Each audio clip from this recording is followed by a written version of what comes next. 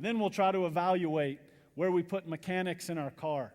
And this is something that Andy McKay taught me a long time ago. He's the Colorado Rockies mental skills coach. And he said, figure out where your athlete keeps mechanics. Does it drive his car? And if it drives his car, he's in trouble because he has to have perfect mechanics for him to quote unquote feel good. He has to have perfect mechanics for himself to perform well. Is it in the passenger seat? This is also dangerous. This is a guy that is constantly consulting his delivery, his mechanics. Well, we want them to compete. Move it to both sides of the plate, drop that curveball in, have some fun with the change in a 2-1 count. And we're at our best when we're 12 years old out there and doing this. Well, we can't have a front seat driver nor that back seat driver telling us all the time where we need to be because it's time to compete, like Kershaw mentions. Can I get it to the trunk?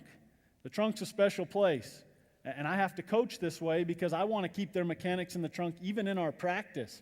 When we need to go get it, we'll open the trunk up, we'll take it out. Let's work on this part of your delivery. And then finally, can we get our players to think of mechanics as a circumstance? And you can see the weather in Los Angeles is pretty consistent. It's about 70 in the daytime, nighttime.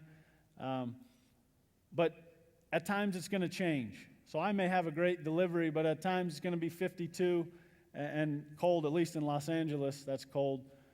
But is my delivery viewed that way?